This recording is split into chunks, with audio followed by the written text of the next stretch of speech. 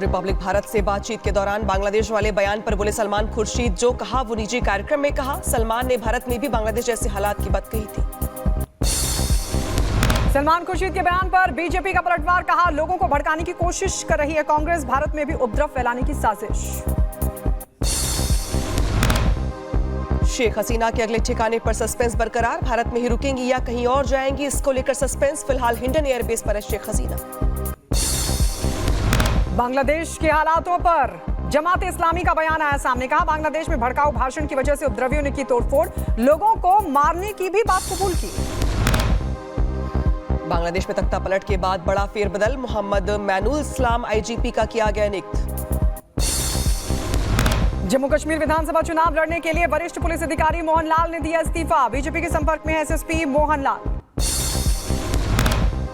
उधर अयोध्या में फिर बुलडोजर एक्शन की तैयारी, गैंगरेप के आरोपियों के अवैध निर्माण पर होगा एक्शन, तालाब की जमीन पर दुकान बनाने का आरोप।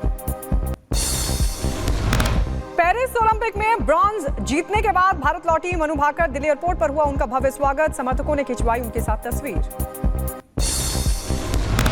मुझे बेहद खुशी है कि लोगों से इतना सारा प्यार मिल रहा है और इतना सपोर्ट कर रहे हैं, और मैं उम्मीद करती हूँ कि आगे भी ये यूं ही बरकरार रहेगा। मैं भी यूं ही मेहनत करती रहूँगी और अपना बेस्ट देती रहूँगी। उधर यूपी के देवरिया में स्कूल में फूड पॉइजनिंग का मामला, 80 बच्चे बीमार पड़े, बीजेपी विधायक और क्षेत्रीय विधायक ने अस्पताल जाकर बच्चों का जाना हाल। मथुरा में एसटीएफ की बड़ी कार्रवाई, 1 लाख की इनामी को मुठभेड़ में किया गया ढेर, फरहा थाना क्षेत्र में हुई मुठभेड़ में मारा गया पंकज यादव। यूपी के कुशीनगर में धर्मांतरण का मामला, इब्राहिम अंसारी ने हिंदू नाम रखकर की शादी, विवाह के बाद धर्म परिवर्तन का बनाया दबाव। उत्तर प्रदेश के कन्नौज में थूक मसाज का वीडियो आया सामने, सैलून में ग्राहक के चेहरे पर थूक लगाकर मसाज करता नजर आया कर्मचारी। यूपी के बुलंदशहर में एफडीए की टीम ने की चाप बनाने की फैक्ट्री पर छापेमारी, 100 किलो दूषित चाप को करवाया गया नष्ट, कार्रवाई से मिलावटखोरों में हड़कंप।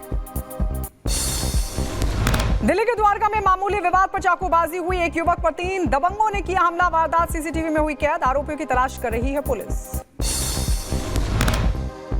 यूपी के सहारनपुर में पुलिस और बदमाशों के बीच मुठभेड़ हुई, चेकिंग के दौरान बदमाशों ने की फायरिंग, जवाबी कार्रवाई में एक बदमाश घायल, दूसरा बदमाश मौके से फरार। उत्तर प्रदेश के बिजनौर में रफ्तार का कहर, ट्रैक्टर ट्रॉली को ट्रक ने मारी टक्कर, हादसे में 20 से ज्यादा लोग जख्मी, घटना का सीसीटीवी भी आया सामने। हानिया की मौत के बाद यहां सिनवार बना हमास का नया लीडर, इजरायली हमले का था मास्टरमाइंड।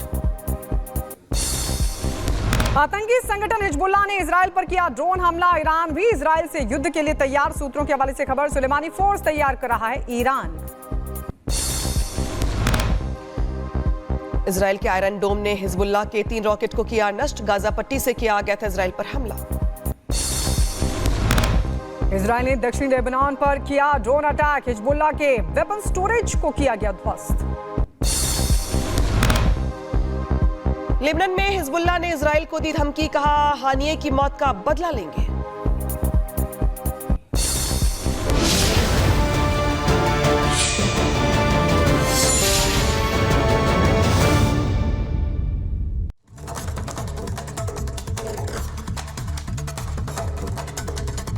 और चलिए इस बीच बड़ी खबर आ रही है, उसका रुख कर लेते हैं, जहां संसद में आज पेश हो सकता है वक्फ विधेयक और वक्फ के अधिकारों में कटौती को लेकर यह विधेयक पेश हो सकता है।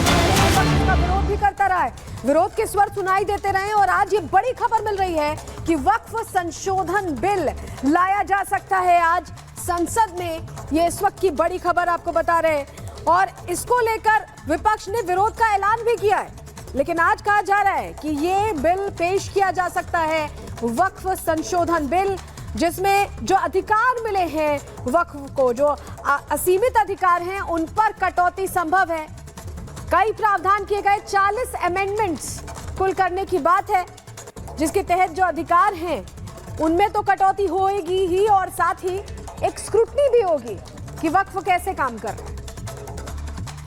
तो वक्फ पर ये नया कानून आने वाला है और आज ही इसे संसद में पेश किया जा सकता है, लेकिन इस बीच बड़ी खबर ये है कि समाजवादी पार्टी के सांसद राम गोपाल यादव की तरफ से बयान सामने आया। उन्होंने कहा कि नया कानून हमें वक्फ पर मंजूर नहीं है। इसके अलावा प्रमोद तिवारी की तरफ से बयान सामने आया, वो ये कह कहते हुए नजर आए कि हम इस विधेयक का विरोध करेंगे तो वक्फ पर नया कानून मंजूर नहीं। राम गोपाल यादव समाजवादी पार्टी के सांसद, तो वहीं प्रमोद तिवारी कांग्रेस के नेता ये कह रहे हैं कि हम इसका विरोध करेंगे। तो वक्फ पर नया कानून लेकर आ रही है सरकार और आज इसे पेश भी किया जा सकता है कई संशोधनों के साथ। दरअसल ये नया कानून आ रहा है, लेकिन इसको लेकर जो विपक्षी दल है वो लगातार मोर्चा खोल रहा है। इसी कड़ी में राम गोपाल यादव, प्रमोद तिवारी इसका विरोध कर रहे हैं।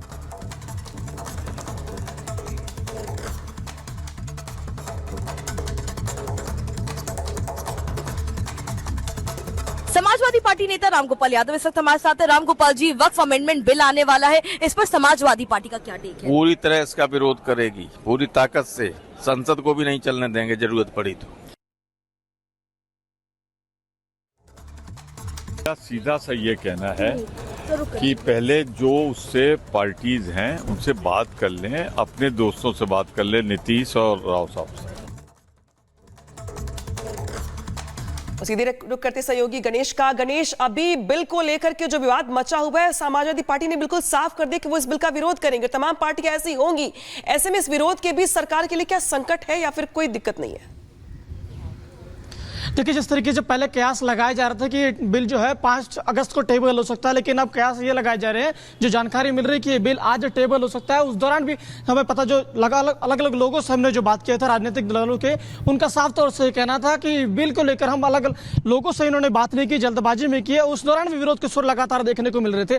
अब मैं आपको एक बात बताता चलूँ कि पिछले करीब 2 दिन पहले सरकार की ओर से करीबन अलग अलग जो मुस्लिम धर्मगुरु है उनसे भी मुलाकात की गई थी, बात की गई थी स्टेक होल्डर्स के। वो स्टेक होल्डर्स हैं। अब अलग अलग जो नेताओं से हमने जो बात किया था, उनका ये साफ तौर से कहना था कि जो बिल लेके आ रही है सरकार, पहले स्टेक होल्डर से तो बात कर ले कि उनके हित में है या नहीं है, क्योंकि जल्दबाजी में कोई कदम ना उठाए। सरकार उस दिशा में भी काम कर रही है, लगातार अलग अलग धर्मगुरुओं से भी बातचीत कर रही है।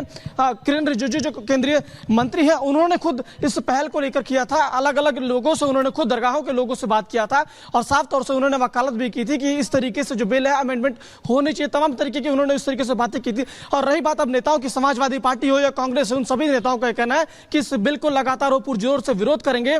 हमने सोलमपुर से जो अपना समाजवादी पार्टी के जो सांसद हैं राजभर, उनसे भी बात की थी, तो उन्होंने कहा कि इस तरीके से बिल नहीं सरकार ला पाएगी। हम नहीं चाहेंगे कि किसी भी समाज के लोगों का अनित हो। हम इसको लेकर सदन से लेकर सड़क तक उतरने के लिए तैयार है। अब आज जब कहा जा रहा है कि ये बिल टेबल हो सकती है, तो पूरी तरीके से यूं कहें तो विरोध के सुर विपक्ष के आज भी इस तरीके से हमें लगातार देखने को मिलेंगे। जी, और शायद यही वजह है कि जिस तरीके से इस पूरे मामले को लेकर विवाद हो रहा है सलोनी, दरअसल सवाल ये भी खड़ा होता है कि सदन में कितनी दिक्कत सरकार को होने वाली। सलोनी, बिल्कुल गणेश हमारे साथ जुड़े हुए। गणेश, सदन में पहले ही अभी विरोध के स्वर उठने लगे हैं। अभी ये भी नहीं पता है कि क्या प्रावधान किए जा रहे हैं, उससे पहले ही ये तय कर लिया गया है कि विरोध करना है। कम से कम सुनना तो चाहिए क्या तब्दीलियां की जा रही हैं। समय के साथ तब्दीली हर जगह जरूरी है। सही कहा आपने कि समय के साथ तब्दीली जरूरी है, लेकिन विपक्ष का यूं कहें कि विपक्ष सुनने के लिए ही तैयार नहीं है। जिस तरीके से जो कहा जा रहा है कि अब भी तो बिल टेबल भी नहीं हुआ, उससे पहले इस तरीके से विरोध के स्वर, यानी अपने आप में ये एक तरीके से हास्यास्पद है। अभी किसी को यही नहीं पता कि किस तरीके से संशोधन होंगे, उस बिल के अंदर क्या कुछ होगा, लेकिन उससे पहले ही हर कोई राजनीतिक जो दल है एक तरीके से अपनी अपनी रोटियां सेकने के लिए यहाँ पर वो तैयारी कर चुका है, चाहे वो कांग्रेस हो या समाजवादी पार्टी हो। सरकार की ओर से जब लगातार नेताओं से हमने जब बात किया तो उनका साफ तौर से कहना होता है कि किसी को अनहित नहीं होगा। सरकार जो कर रही है समाज के लिए कर रही है, समाज में हर किसी का भला होना, उसी दिशा में हम लोग काम कर रहे हैं। यानी सरकार का साफ तौर से कहना है कि सबका साथ सबका विकास वाली नीति के तहत हम काम कर रहे हैं। और